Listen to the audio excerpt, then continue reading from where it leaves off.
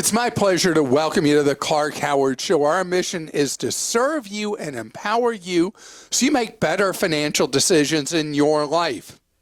So I got to talk about buy now, pay later, or what's known in the industry as pay in four. There are new developments with pay in four that I want you to know so that you protect yourself moving forward. And I want to talk about medical debt. Medical debt has become shocking because medical debt's been a problem for a while. It's become an even bigger problem in the U.S. And I'm sorry I sound so negative today. So let me talk about something positive. The unbelievable quality of the writers that we are privileged to have to serve you at Clark.com. People who aren't on deadlines where they just have to put out a half thought out product. We make sure that what we submit to you is stuff that is thoroughly researched and is designed to be of service to you first, last, and always. And you should check out our newsletters at clark.com/newsletters so you can see what we've got going on for you day by day, and subscribe if you wish. And if it bores you, unsubscribe later, right? But I think you'll find that it really empowers you. So, pay in four. I've talked about Affirm and the different pay in fours for a while, and the problems people are having, that a third of people that are at a register or online are stretching payments out. And many times they'll say, no interest, 4 easy payments. And then life happens and people don't make a payment. And now more and more of that's being reported to credit bureaus and can really hurt you. Well, now I've seen 2 reports about a problem I never thought about. Okay. So you buy something on buy now, pay later, a pay in four, and for whatever reason you need to return it, or it comes broken, or whatever. Well, how do you get your money back? So with a credit card, it's pretty easy, right? You don't get a credit, you dispute it. How in the world do you do it with pay in four? Well, one of the stories I read, and I don't remember where, but it was really, it would make you tear your hair out, pull your hair out, because the retailers and the pay in four people haven't gotten their act together on this yet. So here you are, they're coming in, they're pulling money out of your checking account every 2 weeks or whatever it is, and you don't even have the item. You may have returned the item, or it never showed up, or it's broken, or whatever, and they're still taking your money. And you're contacting the retailer, and they say, oh, the money needs to come back from the pay in four, and you're contacting the pay in four, and they say, oh, the retailer's got to do this, that, or the other, or the refund comes from them. All you know is you're out your money. You got nothing for it. Consumer Financial Protection Bureau is trying to figure out what rules, regulations, requirements to impose on the pay in four industry. But in the meantime, you're left holding the bag, owing money for something you don't even have or doesn't work. Wow. It's a mess. Imagine you buy an item of clothing, you take it home, you try it on, it doesn't fit. Normally, you pay by cash, you pay by credit card, you pay by debit card. You go back with the item, they give you your money back, right? Or they kill the charge, give you credit, whatever it is, right? How does it work with pay in four? You take it back, and you still are being billed for the 4 payments. This is nuts. I know it's so easy. And, Apple was like, hey, this is great. We're going to do this too. And why is Apple doing it? Well, because Apple is a premium price product. And there are a lot of people who want to have the latest, this, that, or the other Apple, and they can't afford it. They just don't have the money to pay whatever. So Apple giving you buy now, pay later, and it's their own thing, so they're not relying on some third-party financial institution to approve you for risk, for credit risk. Apple's just taking it on because they want to get their merchandise sold. So if they're trying to sell you the new MacBook with the M2 chip, and right now you got an M1 chip, and you're like, well, now the new thing's the M2 chip, so I got to have the M2 because that's the cool thing. Well, what if you don't have the money to go from the M1 to the M2? Oh, no problem. We're going to just let you pay it over time. Know that this is the whole purpose of the whole buy now, pay later, or pay in four business, is to get you to make buying decisions that are emotional instead of reasoned. Oh, I don't have to worry about it. I only have to come up with this much money, not that much money. And we trick ourselves to thinking we're going to be okay and we're going to be able to pay for it. Do not fall for it. And obviously, eventually, the lawsuits will come, or the feds will crack down on them or whatever. And the problem with the returns and the broken stuff and the undelivered stuff, that'll be fixed. But in the meantime, it's a mess for you. So these things are too hot to handle. When you get to that register and they say, would you like to pay over time? Or you're online and you're shopping, they say, would you like to pay over time? You want to buy an airline ticket over time? You want to pay for anything over time? The answer is no, no, no, no. Okay, I can't believe I'm going to say this. Using a credit card when you don't have the money is a better choice than using a buy now, pay later, or a pay in four app or a payment service. Enough said. Christa? This first question is from Chad in Ohio. I heard on the Consumer Reports podcast that you can connect Venmo to a credit card. I've not heard Clark talk about this, and I listen to his podcast religiously. The Consumer Reports report said that by connecting it to a credit card, it provides the credit card's insurance for money transfers, limiting your loss and exposure. Could Clark provide his thoughts and recommendations regarding this? Chad, that is a current, I'd say that is a learned, is that the term? Learned legal theory.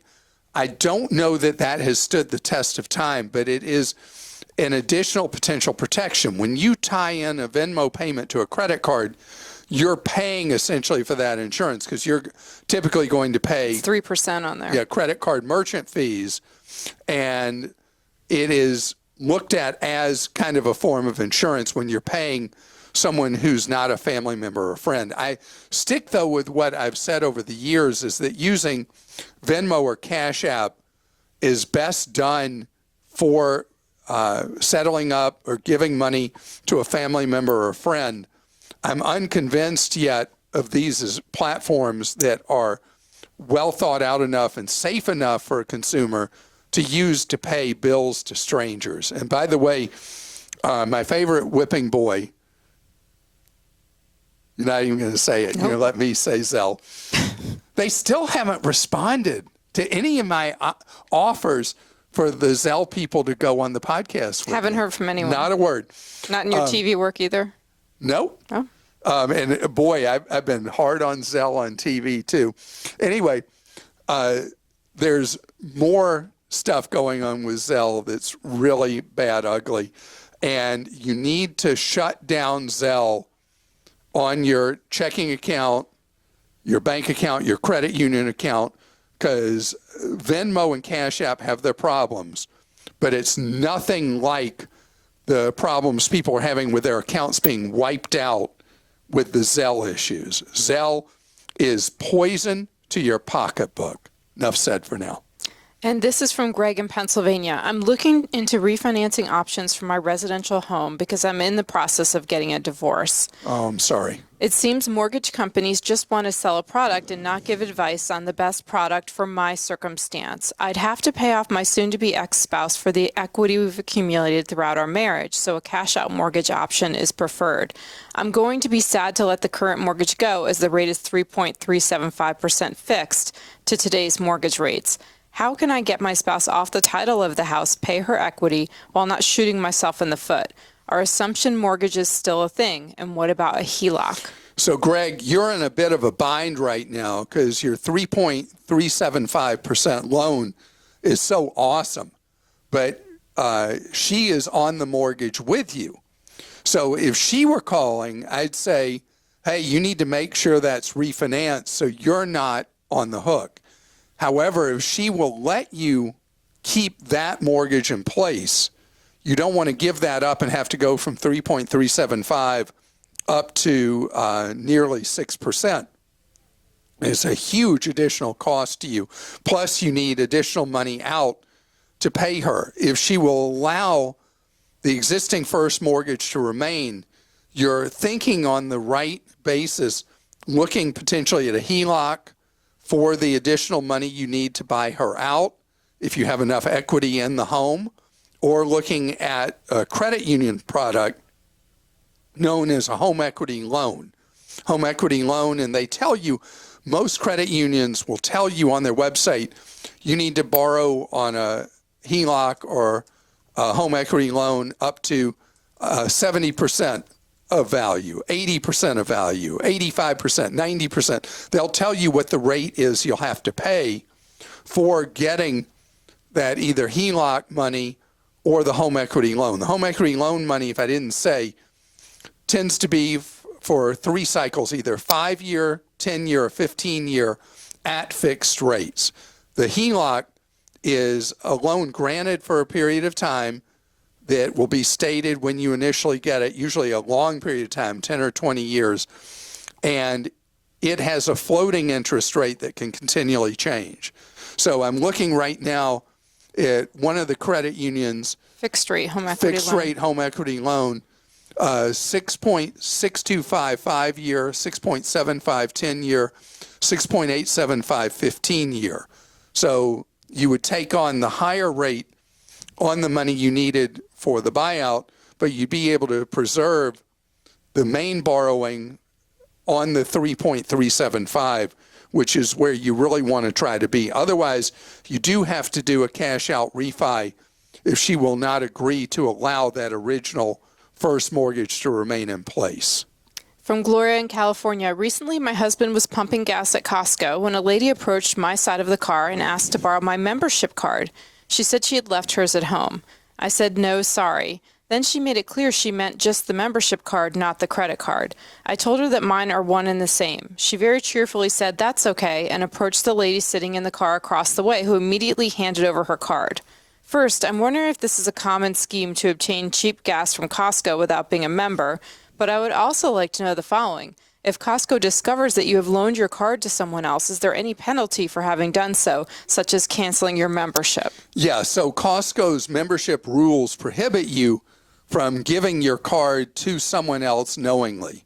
And it's not just at the gas. They don't want somebody coming inside who you've lent your card to, who turns out to maybe have sticky fingers and they're shoplifting or whatever. They want to know who their members are. And also Costco lives off the membership fees. You know, they run the business as a break even, and all the profit each year for Costco pretty much is from the membership fees. So there are clear prohibitions against it. But you realize, though, the real danger at the pump.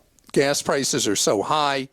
Most Costco members have the 2-in-1 card that's the credit card and the membership card. And you tap it at the pump, and then you're charged for that person's gas. So on all different levels, I don't like this. And I think you did the right thing by, I know this sounds bad, the right thing by not helping somebody else. Yeah, I think it was the right thing. I meant to mention this. I completely forgot. So I was at Sam's Club the other day, and it was a deal we had on Clark Deals where you could join Sam's Club for $45, get $45 back. Mm-hmm. It wasn't exclusive to us. It was a deal that a lot of people had written about. So I can't figure out what's going on.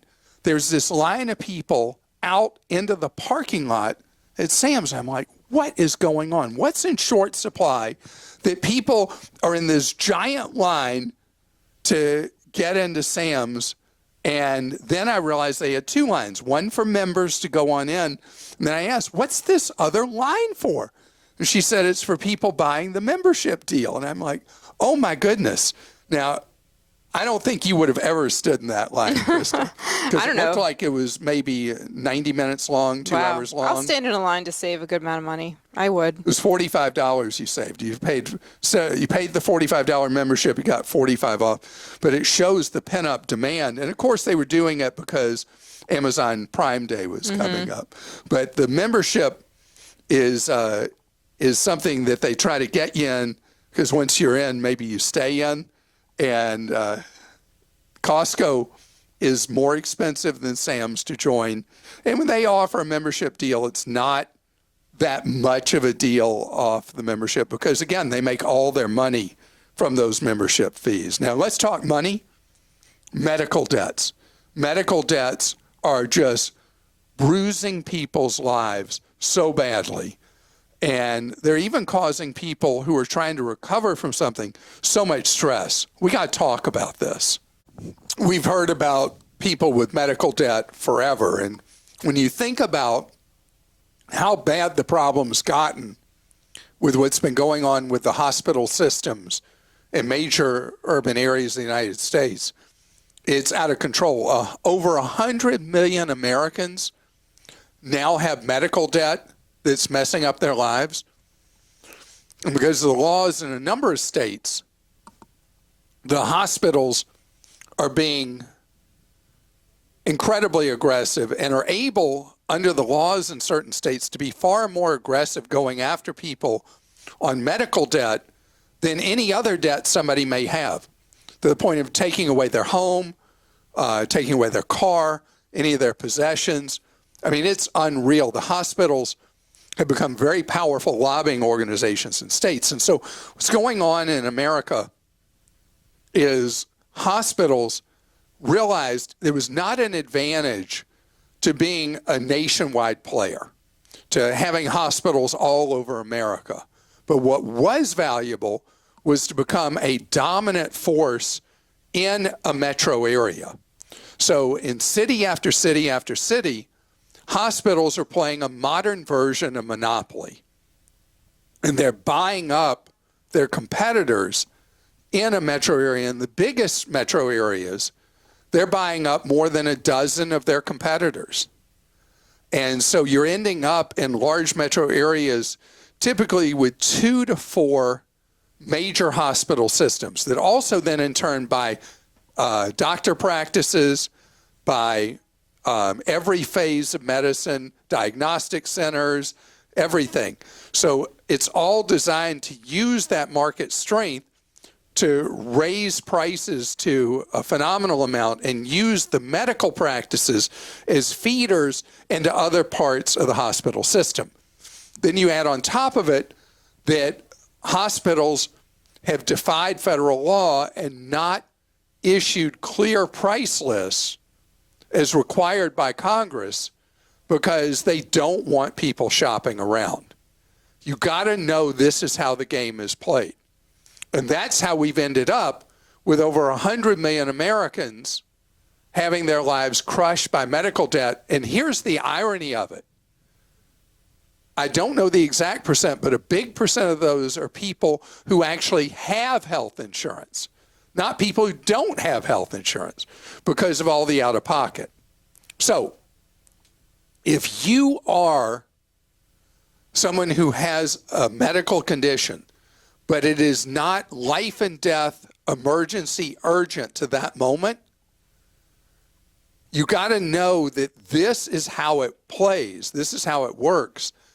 And your responsibility is to shop around. Whether you have health coverage or you don't, you've got to shop around because the price differences are so huge from one place to another, one facility to another, and in particular, going to independent facilities. I've talked for years about why an MRI at a hospital is from 5 to 15 times more expensive than an MRI at a freestanding independent facility.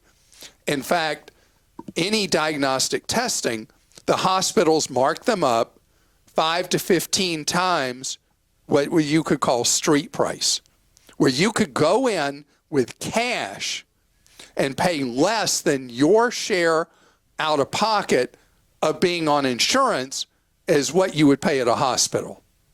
And it's just one example of where these, in many markets, they're shared monopolies, often of two major hospital systems. Some markets, again, will have 3 or 4. But the idea is they're all playing the same game. They're trying to squeeze insurance companies in negotiations. Costs then are shifted to you. And if you don't have insurance, man, it's unreal. The other thing is that if you are treated for an emergency or any other thing at a nonprofit hospital, the nonprofit hospital has a legal obligation to provide a certain amount of charity care. If you were somebody who's tapped out broke, what the hospitals do is they don't even talk to you about the charity care that they're required to offer. They instead turn you over to a collector to come eat you up. So these hospital systems, the nonprofits, have, and see, they're doing the nonprofit thing so they can pay their administrators $5 or $10 million a year in pay, but still not pay any taxes on the money the hospital's making. It's a scam.